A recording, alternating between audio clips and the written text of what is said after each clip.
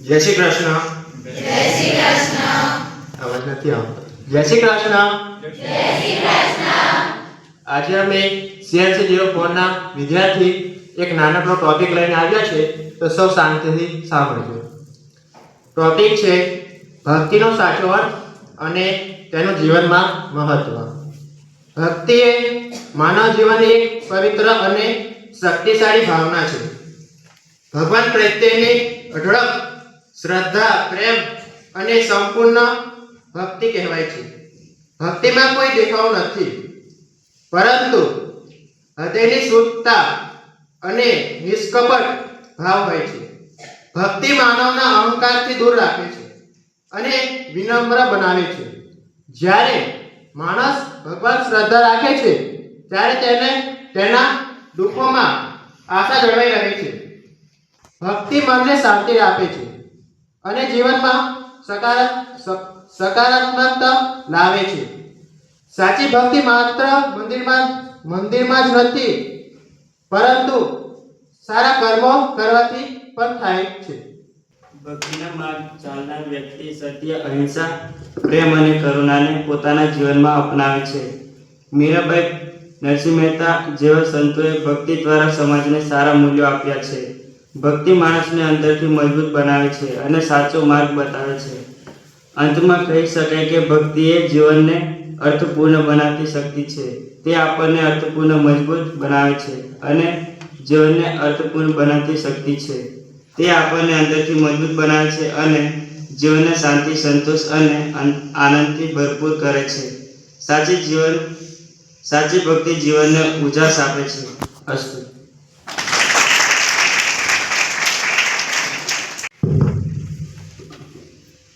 જય શ્રી કૃષ્ણ. જય શ્રી કૃષ્ણ સર. ભક્તિ કોને કહેવાય? ખબર છે? ભક્તિનું નામ સાંભળે એટલે આપણે આંખો સામે શું આવે કે પૂજા પાઠ કરો, દીવાબત્તી કરો, માળા કરો. પણ સાચી ભક્તિ તમે મનથી જે કરીએ એ ભક્તિ છે. ખાલી બધાને દેખાડો કરીએ છે. કેટલા લોકો હોય કે આમ ધૂમધામથી હોમ હવન કરાવે, પણ એ બીજાને બતાવવા પણ કરતા હોય. પણ આપણે અંતરાત્માથી ભગવાન સાથે કનેક્ટ થવું એટલે જોડાવું. ભક્તિ એટલે કે ભગવાન સુધી જવાનો એક રસ્તો છે, એમને સુધી પહોંચવાનો.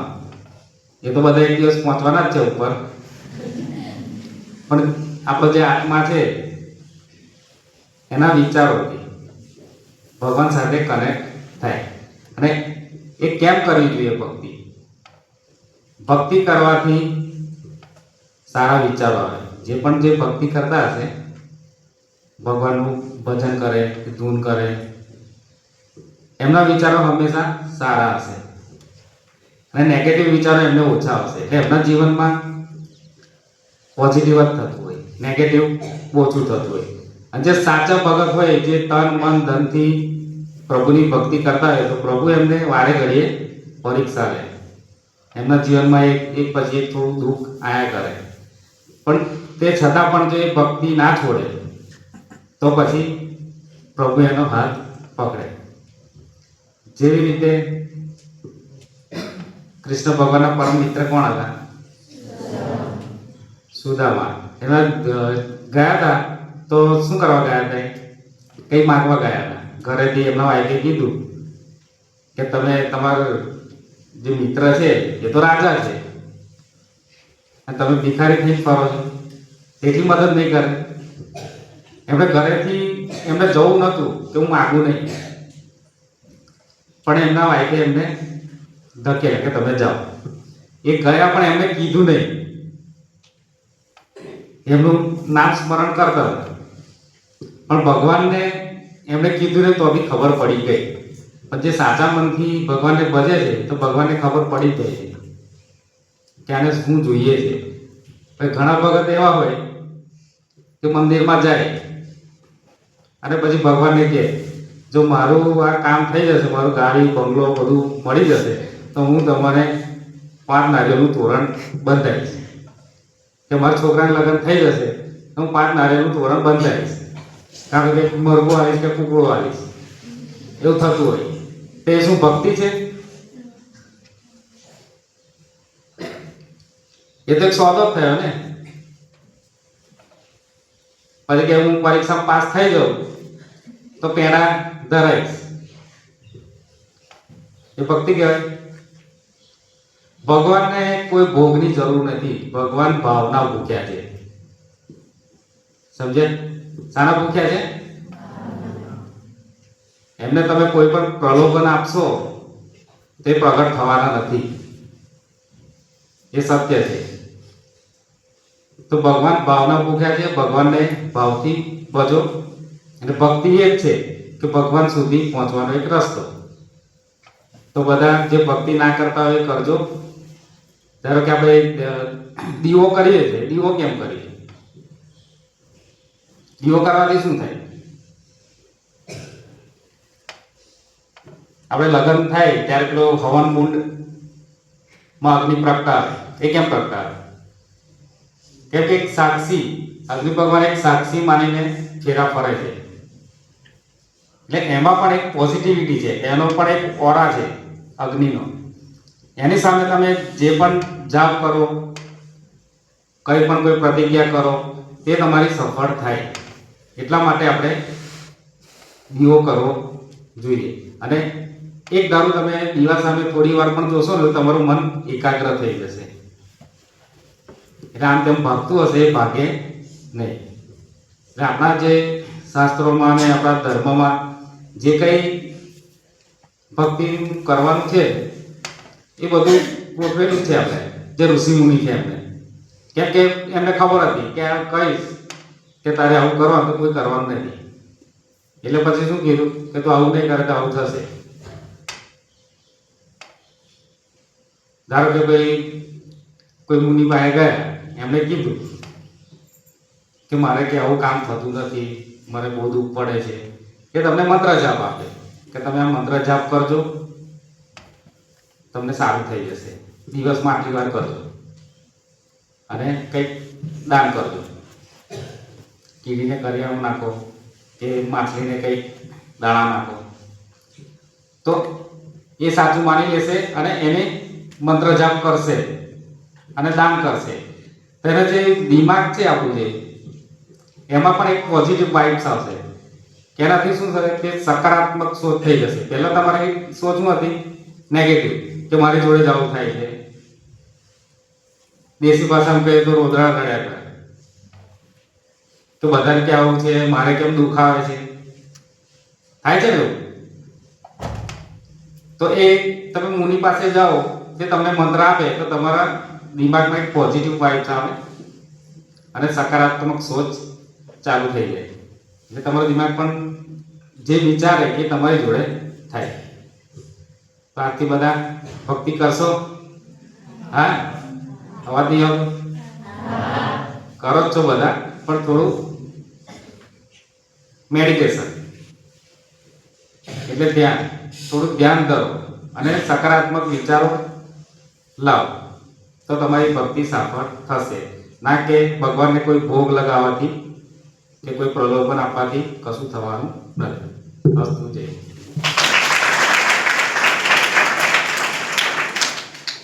ભક્તિ વિશે જે વાત કરી એ આપણે ભક્તિ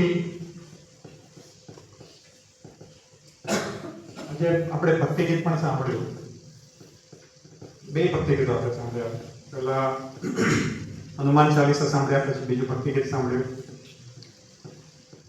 આના પર આપણે વિચાર કરી કે ભક્તિ આપણે જે ભગવાન સામે બેસીને જે આપણે દીવો કરીએ છીએ એમાં આપણે શેની માટે ભક્તિ કરીએ છીએ, એનું કારણ શું છે? ઘણા બધા કારણો, રીઝન તમને સમજાવ્યા. આપણું મન બહુ ચંચળ છે, ચારે બાજુ ભટકતું હોય છે. આપણી જે આ દુનિયા જે કહે છે, જ્યાં આપણે જન્મ લીધો છે, એમાં ચારે બાજુ આપણા બધા સગાવાલા હોય, મિત્રો હોય, શત્રુઓ હોય, એમના ચારે બાજુ આપણું મગજ ભટકતું હોય છે. અને કોઈ દિવસ આપણે પોતે અહીંયા કોણ છે આપણે, શું કામ અહીં આવ્યા છે, આપણું પ્રયોજન શું, એ બધું વિચાર કરવામાં આપણે સમય જ નથી હોતો. આપણે જ્યારે બહાર જે આપણું જે મન બધે ભટકતું હોય એમાંથી આપણા વિચારોને આપણે ખેંચીને ઓછા કરીએ તો પછી આપણને અંદર જવાનો, આપણને આપણા અંતરાત્મા સુધી પહોંચવાનો આપણે સમય મળશે અને આપણે વિચાર કરવામાં આપણામાં શક્યતા થશે. એટલે આપણે જ્યારે આપણા ઈષ્ટદેવ કે જે તમારા જેમાં આપણને શ્રદ્ધા હોય એમાં આપણે ધ્યાન આપણે કરીએ, કોન્સન્ટ્રેટ કરીએ આપણા મનને, ને 5 મિનિટ 10 મિનિટ ને એના પર આપણે જ્યારે વિચાર કરીએ ત્યારે આપણું મન બીજે બધે ભટકતું ઓછું થાય. તો આપણે જ્યારે ભક્તિ કરીએ ત્યારે આનો મુખ્ય હેતુ એ છે કે આપણે ભગવાનમાં જેનામાં આપણને શ્રદ્ધા હોય, જે આપણા ઈષ્ટદેવ હોય એના પર આપણે શ્રદ્ધા રાખીને આપણે ત્યાં આપણે ધ્યાન કરીએ. એ વખતે મગજના બીજા બધા વિચારોને આપણે શમાવી દઈએ, ઠંડા પાડી દઈએ.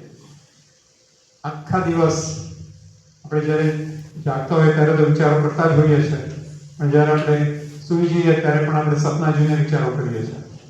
સપનામાં સારું થાય, ખરાબ થાય, જે કે બધું થતું એ બધા મન વિચારના ચકડોલે જ ચડેલું હોય છે ને. તો મન શાંત ક્યારે થાય? તો એની માટે આપણે આપણા ઈષ્ટદેવ જે કોઈ હોય, દેવ હોય, દેવી હોય, એના પર આપણે ફોકસ કરીએ ને આપણે એના પર આપણે ધ્યાન કરવાથી, એના શ્રદ્ધા કરવાથી આપણું મનને આપણે શાંત કરવાનો પ્રયત્ન કરીએ છીએ. આ જે ઈષ્ટદેવ પર આપણે શ્રદ્ધા કરીએ છીએ એ શરૂઆતનું પગલું છે. આના પછી આપણે જોવાનું છે કે ભગવાન ફક્ત જે આપણે ઈષ્ટદેવ જે આપણે વિચાર કરીએ, કૃષ્ણ આપણા ઈષ્ટદેવ હોય કે પછી અંબા માતા હોય કે બીજા ગમે તે દેવ દેવી આપણા ઈષ્ટદેવ હોય, એમાં જ ભગવાન છે કે ભગવાન બધે છે. આપણે એ પણ સાંભળ્યું છે ભગવાન બધે છે, સાંભળ્યું છે ને. તો ફક્ત આપણે ઈષ્ટદેવમાં શું આપણે ધ્યાન રાખીએ છીએ, બીજે બધે કેમ નથી કરતા? આપણા શાસ્ત્રો તો એવું કહે છે કે ભગવાન બધે છે, બરાબર?